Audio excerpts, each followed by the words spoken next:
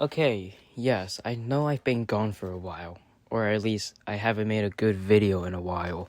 Well, that's because I hate my life. I was making a video where I listened to every Kanye album, and I was gonna release it around the time Vulture's Free came out, because that seems pretty reasonable.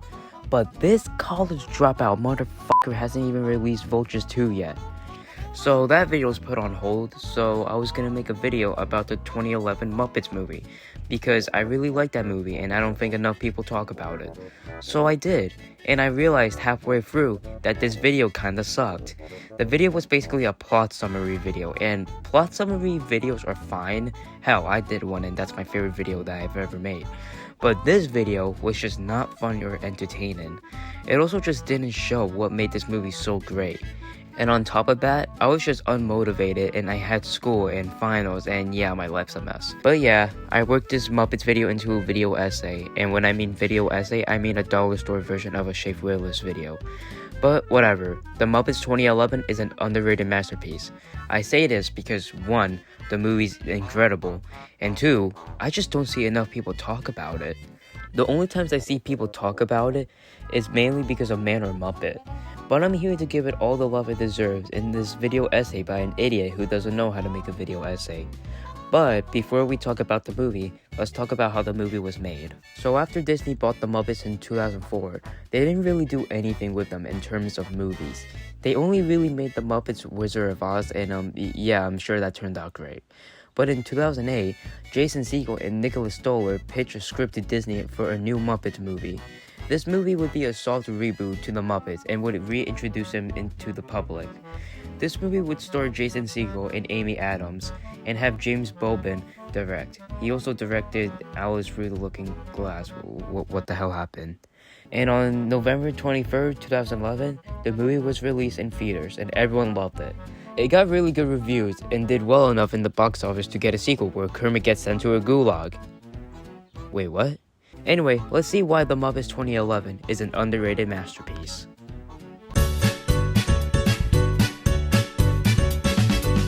All of the characters are great.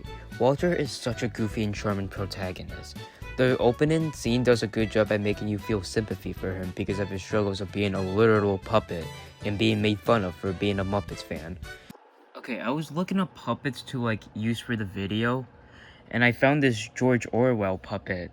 And yeah, I know I need to clean my laptop, but yeah, I found this George Orwell puppet, but why does he kind of look like Hitler?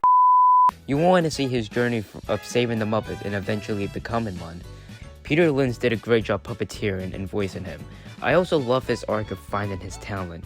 When Kermit gives Walter a part of the show, he doesn't know what to do because he doesn't think he has a talent. He spent so long being a hardcore Muppets fan that he just hasn't found his talent. But when the Muppets need one more act to finish the show, Gary finds Walter and tells him, "You're my hero." The same way Walter said those words to Kermit. So then, Walter finally finds his talent, which is whistling, which was foreshadowed throughout the movie. Also, I just want to point out throughout this movie, Walter is very naive and still kind of acts like a child despite being in his 20s. And this scene represents his growth. Gary said it best, he's all grown up. Speaking of Gary, he's Walter's brother, played by Jason Segel. He's a human and Walter is a puppet. Is Walter adopted, or did their parents just straight up give birth to a puppet? Did the mom have an affair with a puppet? But yeah, Gary is great as well. He's also goofy and charming, but he's also flawed but still has good intentions. Jason Segel does a great job at playing a charismatic guy, while also delivering some emotion when he needs to. Mary is Gary's boyfriend, played by Amy Adams. She's also a great character. You can understand where she's coming from and why she's mad at Gary. She just wants to celebrate her 10-year anniversary with him, but he's too focused on Walter and the Muppets. Speaking of which, the Muppets in this movie are basically what you expect when you think of the Muppets. They're all goofy and silly and just straight up chaotic. But the two Muppets that I want to talk about are obviously Kermit and Miss Piggy.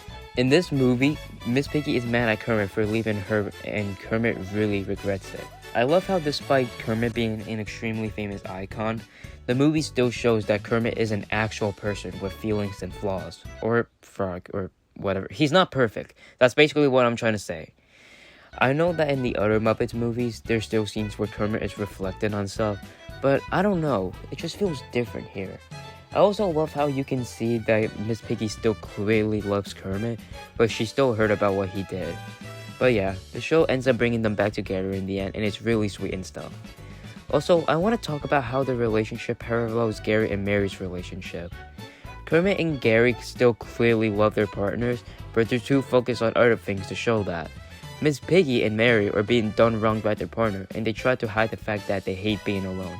But when Gary realizes he messed up and fixes things with Mary, he tells Kermit, "You don't let the most important person in your world slip away." And that gets Kermit to make things right with Miss Piggy. Anyway, let's talk about the villain, Tex Richmond, played by Chris Cooper. This man is so comically evil that I love it. He's an evil oil baron who bought the rights to the Muppet Theater, and he wants to destroy it to drill for oil.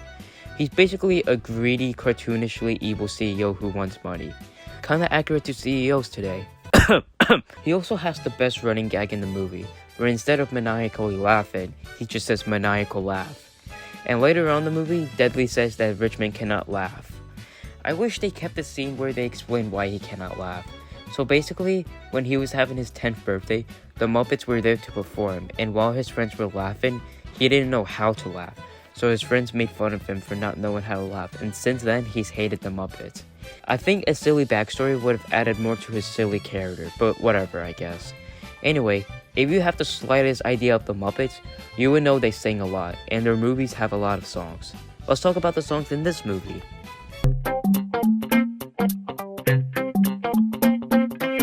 All of the songs are great. Life's a Happy Song is such a good opening song. It never fails to put me in a good mood. And that's coming from someone who feels nothing most of the time. I also like how it sets up Mary's frustration with Gary always focusing on Walter. Pictures in My Head is a nice song that reminds Kermit and the audience that watched this in 2011 about how great the Muppets were. I also think it teases his conflict with Miss Piggy really well. Me Party is a fun little song that shows that Mary and Miss Piggy love being alone. They are perfectly fine with it. They are totally not extremely sad on the inside. Yeah, I relate to this song too much. Also, what is up with these weird disco borders? It always felt really cheesy to me. Tex Richmond's rap is fine, but it could have been better if they included that backstory. Also, why does he just have these dancers in his closet? I think we gotta run an investigation on this guy, because something's not right here. And then we have the best song in the entire movie, Man or Muppet. This song is an absolute masterpiece. It shows Gary and Walter fighting with their internal conflicts about who they are. I also like how they have a puppet version of Gary to sing along with him. And as for Walter, am I a man or am I a Muppet? Am I a Muppet? It's fucking Jim Parsons. I also love how the song still has a lot of heart and soul while also not taking itself too seriously, while also driving the plot forward. Gary ultimately decides he's a man, and Walter decides he's a Muppet. But yeah, it's a really good song. I love it. It won a goddamn Oscar! Somehow during the 2012 Academy Awards, Man or Muppet won Best Original Song. I mean, there were only 2 songs nominated, but shut up, that's not important. The song where Vector from Despicable Me and a literal fucking puppet are singing about suffering with identity crisis won an Oscar. I can say that Man or Muppet is an Oscar-winning song. Well deserved. Anyway, the Muppets also sing Rainbow Connection in this movie, which just makes sense. It doesn't feel like a cheap fan service moment, and it's a really nice moment. This is also where Animal finally starts drumming again, because he had a little arc where he doesn't drum. I guess I'll also talk about the cover songs, because the Muppets do that. Rolf, Sam the Eagle, Beaker, and the pig that looks like Trump do a cover of Smells Like Teen Spirit by Nirvana while torturing Jack Black. What did I just say? The chickens also sing Forget You by CeeLo Green, but the uncensored version is called F*** You. I like to imagine that these chickens are swearing and we just don't know it. They also sing Mana Mana over the credits, which, by the way, I did not know this was a cover song. I thought the Muppets made the song, but they just made it popular, which, okay. Yeah, I didn't know what to name this segment, so fuck it. The humor is really funny. It's really meta, but it doesn't come off as annoying, and it's really enjoyable seeing the Muppets do their thing. The story is also really simple, and just the perfect way to bring these characters back. The puppetry is incredible, but it's kind of like saying water is wet or fire is hot. I also like the celebrity cameos. They're funny and feel like actual cameos and not like they're being forced down your throat. Anyway, I'm gonna list all of them in one breath now, cause fuck it. Zach Galifianakis, Alan Arkin, Emily Blunt, Mickey Rooney, Rico Rodriguez, Dave Gold, Neil Patrick Harris, Whoopi Goldberg, James Carville, Selena Gomez, Judd Hirsch, John Krasinski, Donald Glover, Christian Shaw, Leslie Veit, Ken Jeong, Eddie Potolan Sotero, Sarah Silverman, Jim Parsons. So yeah, this movie is really fun and it's a masterpiece, but I do have two things I want to complain about. One, there's a scene where Kermit tells Miss Piggy that they gotta sing a duet together, but Miss Piggy says no to it because she's already having a dance with Pepe. You would think this would be another conflict, but no, it's never addressed again. I don't even think Pepe shows up again. The movie just kind of forgets this problem and they have the Rainbow Connection duet anyway. Why did they even include this scene? Was it so Miss Piggy can make Kermit jealous? I don't know. Two, I don't really like the ending. I mean, yeah, it's a happy ending, and the ending isn't bad, but I kinda prefer the original ending. So, in the ending we got, they're short of $1, but then it's revealed they're short of a lot of money. So they lose the rights to the studio in the Muppet name. So Kermit gives a speech about how none of that matters because they have each other, and they're gonna start over from the ground up. But then when they walk outside, they're greeted by their fans, and it's shown in the credits that Gonzo accidentally throws a bowling ball at Tex Richmond, and that gives him brain damage, and it causes him to give back the studio a name. So then, what was the point of the whole speech if the problem was going to be solved that easily? It feels like such a cheap and rushed ending. In the original ending, they were still going to be short of $1, but then the two old people in the balcony were going to throw $1 and then the Muppets win. Hooray. I think that's a much better ending. And on top of that, Gonzo would have still thrown the bowling ball at Tex Richmond, but instead of giving him brain damage, he's able to laugh. I know he still laughs in the ending we got, but with the context of the backstory in the original ending, it makes a lot more sense. And yeah, it feels out of character for Statler and Waldorf. I had to look up their names because after 15 years of my life, I didn't know their names. I always referred to them as the two old dudes in the balcony. Wait, where was I? Sure, it feels out of character for them, but I think it would have been a nice little moment. But again, I don't think the ending we got is bad. I just personally prefer the original ending. So, what happened after this movie came out? Like I mentioned in the beginning of the video, it got really good reviews and it did good at the box office. But then we got Muppets Most Wanted. And that movie is fine, I guess. Even 6-year-old me thought it was fine. So, what is Disney doing with the Muppets now? We got a sitcom type show that aired on ABC, but it got canceled after one season. And then Muppets Now came out, and I'm sure everyone loved that.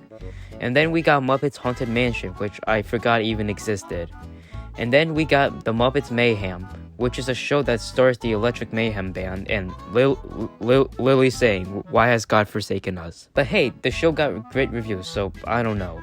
But it was canceled after one season. Basically, Disney is doing the Muppets dirty. The point of the Muppets 2011 was to bring the Muppets back into the spotlight. But now, it just seems like they're kind of extra pointless content for Disney+. Anyway, what happened to Walter? He was supposed to be a brand new, exciting addition to the Muppets. He's just a background character now. Yeah, no, just ignore the movie that was supposed to introduce him. He's just in the background now. It's such a shame, because Walter is such a good character. They're really wasting him. Hopefully some good Muppets content will come in the future. Perhaps a new movie that comes to theaters. Just because your last movie flopped at the box office doesn't mean people hate the Muppets, Disney. But even after all that, at least we still have this underrated masterpiece to look back on. Hopefully more people start talking about this movie. That would make me very happy. Anyway, that's the end of this video. Waka waka. Oh my god, that was so bad. Why do I bother with these stupid ass? You know, the video's over. Bye.